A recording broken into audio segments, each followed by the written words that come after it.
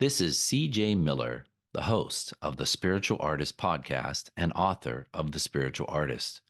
Let's discuss 7 things a spiritual artist quits gradually. As you step further into your spiritual and artistic journey, familiar patterns begin to dissolve. Routines and relationships start to feel different, almost as if the world around you is shifting, but not in a visible way. It's deeper, more profound, like a current of energy moving beneath the surface of your life. You can't quite put your finger on it, but you sense that something big is happening. You're not the same artist you were yesterday, and there's no going back to who you used to be. This is the beginning of your spiritual awakening as an artist, a transformation that is both beautiful and a bit frightening. Who am I as an artist? Does my work really matter? Am I special? What is mine to do? With this awakening comes the need to release what no longer serves you. You quit things gradually. These aren't just habits and behaviors. They are deeply ingrained aspects of your life that we often cling to out of fear, comfort, or conditioning. But in order to grow as a spiritual artist, we must let them go. We must leave behind the layers of learned behavior and societal expectation to rediscover our unique creative DNA. We must be courageous and face ourselves. Following are 7 behaviors that a spiritual artist quits gradually. Number 1, quit the need for external validation. The first thing spiritual artists quit is the need for this support. In a world that constantly seeks approval through likes, comments, and sales, it's easy to fall into the trap of defining your worth based on what others think of you. As your spiritual journey deepens, you begin to understand that true validation comes from within. You realize that your artistic worth isn't determined by external factors, but by your own sense of creative fulfillment. Letting go of the need to be liked, understood, or accepted by everyone frees you from the endless cycle of seeking approval. Number 2, quit the belief that sales equals success. In the art world, success is often measured by sales. But as a spiritual artist, you start to realize that this is a limiting and shallow perspective. Gradually, you quit equating sales with success and begin to define success by the depth of your connection when making the art. True success is found in the joy, in the sense of alignment you feel. When your art expresses your authentic self, sales may come, but they are no longer the benchmark of your worth as an artist. Number 3, quit the need for controlling the painting. Another significant shift is the release to force the painting to completion. In the creative process, it's easy to get caught up in trying to steer every aspect of your work. However, as a spiritual artist, you begin to trust the process and allow the painting itself to guide you. Instead of forcing an outcome, you surrender to the journey, allowing the piece to unfold naturally. You discover that some of the most profound and inspired works come from letting go and allowing creative intelligence to flow through you.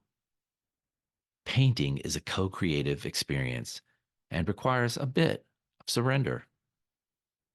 Number 4, quit narcissistic artist friends who don't willingly co-create. As your spiritual awareness deepens, you start to watch the people around you. You start to reevaluate the relationships in your creative life. Narcissistic artist friends are more focused on competition than collaboration, and they begin to stand out. These are the individuals in your life who drain your energy with negativity and hold you back from reaching your creative potential. Part of the creative process requires being in a positive state of mind. Gradually, you quit these toxic relationships, creating even more space for those who uplift and support you. You seek out like minded souls who willingly co create, who celebrate growth and creativity and share their ideas freely. Before we continue listing what a spiritual artist quit, I want to take a brief moment just to connect with you.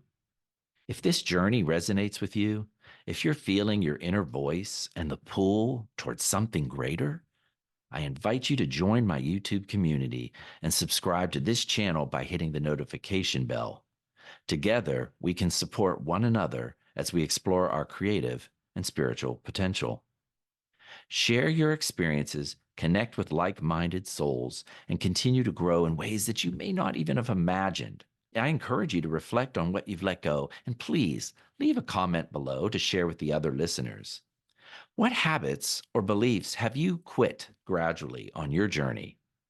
Let's start a conversation.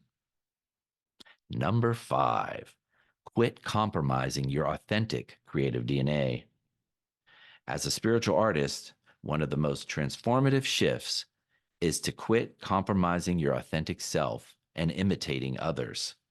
Throughout life, there's often pressure to conform, create art that fits trends, or molds yourself into what others expect or what others have achieved. But as you awaken spiritually, you begin to see the true cost of compromising your essence. You start to quit the habit of ignoring or dismissing your creative DNA, the unique blueprint that defines your artistic expression. By honoring your creative DNA, you allow your art to flow naturally and authentically, free from the constraints of external pressure. You begin to embrace your quirks, your unique perspective, your creative voice, your way of looking at the world. You willingly express marks, shapes, and colors that are truly individual to you. They are part of your native language. The more you align with your true self, the more fulfillment and freedom you experience in your artistic journey. Number 6, quit the habit of reliving the past and obsessing over the future. A key aspect of being a spiritual artist is learning to embrace the present. Often, we get caught in the habit of resisting or reliving the past, or we obsess over future outcomes and possibilities. This takes us out of alignment with spirit and our true creative flow. Gradually, you'll quit these habits, choosing instead to focus on the act of creation, the process. By letting go of past regrets and future anxiety, you allow yourself to be fully immersed in the moment. And the moment is where creativity takes place. This deepens your connection to your work and opens up to new insights and inspirations that arise only when you are truly present. Number 7, quit the need to focus on the outcome and enjoy the journey. As a spiritual artist, it's easy to get caught up in chasing the end or some recognition. However, the true fulfillment of the creative process comes from when you shift your attention from the end result to the act of creating itself. What is my spiritual state during the creative process, you ask yourself? What are the brushstrokes, the textures, and sound of my environment?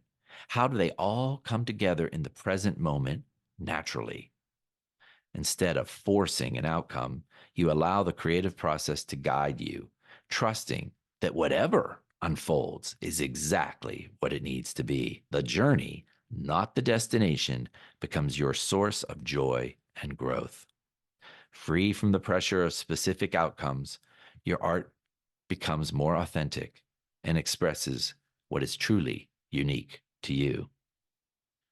As you release these old patterns, you make space for something far greater, your true self, your authentic creative purpose, and a life deeply aligned with your creative DNA. Remember, your artistic and spiritual journey is uniquely your own. There is no right or wrong way to navigate it, only the path that feels most aligned with who you are. Trust in your process, honor your individual pace, and know that you are exactly where you need to be in this moment. If this message resonates with you, I invite you to share it with one other artist who might benefit. Let's continue to inspire and uplift one another as we awaken to our fullest creative potential. Together, we co create and we support each other on this transformative journey of self expression and spiritual growth. Be a spiritual artist.